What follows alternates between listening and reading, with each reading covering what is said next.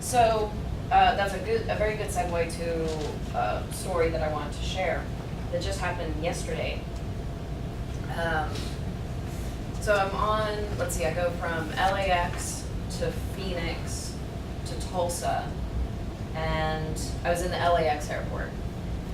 And I find, I'm the communications specialist person, but you don't know this about me, but I generally like to be by myself, especially when I'm traveling. I just like to find a corner and read a book and be left alone for a little bit. I'll have a little chit chat on the plane maybe, but just once it turns into, oh, you're a communications specialist, it becomes a whole thing.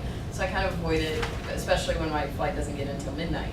And so I'm waiting in LAX, and I find this corner exactly like this, and I'm sitting in this chair where nobody is around, and this one young girl asked, is anybody sitting here with the chair next to me? And I said, yeah, or no, please have a seat. And so I'm reading my book, and she's sitting down, and she has her bag on her lap and her phone in her hands, sideways, texting like crazy. And after a period of time, I notice her legs keep bouncing up and down. You know how some people are like that? They just have the happy legs. It's not necessarily restless leg syndrome, but it might as well be. And then they would stop, and then they would start up again, and it's shaking the seat. So I'm just like, okay.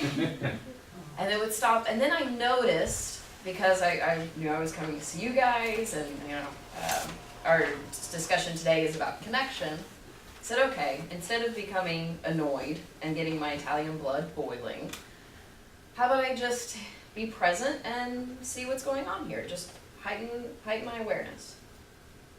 And so I'm in the corner of my eye paying attention to her. And the legs start again, but what I had missed before was they would get so bad that her hands that she was texting with were shaking that she could barely read the screen, and she would have to stop because it was shaking so much. So I'm thinking, that's interesting, because usually somebody with the legs, they can still work with their hands. And so I decided, okay, it's one of a few scenarios. Either she's really excited about where she's going, it could be Vegas or Disney World or something, or she's nervous about flying. Maybe this isn't something she does very often. Or where she's going, she has a lot of anxiety about. And after paying attention to her, I had concluded, my theory, my hypothesis was that wherever she was going, she had a lot of anxiety about. And so I want to take this moment to connect with this individual. So I think to myself, how do I start a conversation with her? So naturally, one thing that you would think that you do is, like, if you have a question, then you ask that question. But I knew that with the tendency to be polite, that if I opened up with, are you okay? The politeness trigger would probably go off, and she would say, yeah, no, I'm fine. So I knew that wasn't the route to go. I also knew that we have the tendency to, not necessarily to contradict, to correct other individuals. That people love to correct you more than they love to agree with you, generally speaking.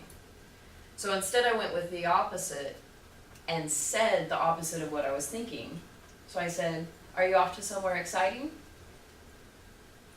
And she said, no, actually my sister's in the hospital. She was just mugged by 2 individuals and is within an inch of her life. And her legs started shaking.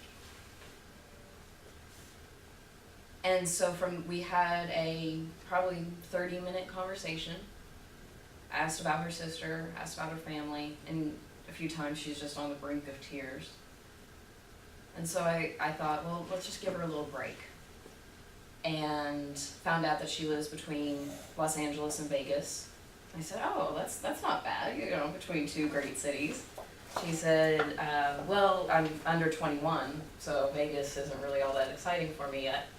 And then she said, but last time I went, my aunts took me to go see Thunder Down Under, which is the male strip show in Vegas. And so for about 15 minutes, she told me about the show and laughed and told me about how there's this one guy at the end who's like this amazing guy. He brings up all the grannies on stage and they get all touch him and rub him. She's cracking up. And it just gave her a break, you know? It gave her some time to just not think about it. And I easily could have let that shaking my chair annoy the hell out of me. But instead, with that awareness, there was a different opportunity.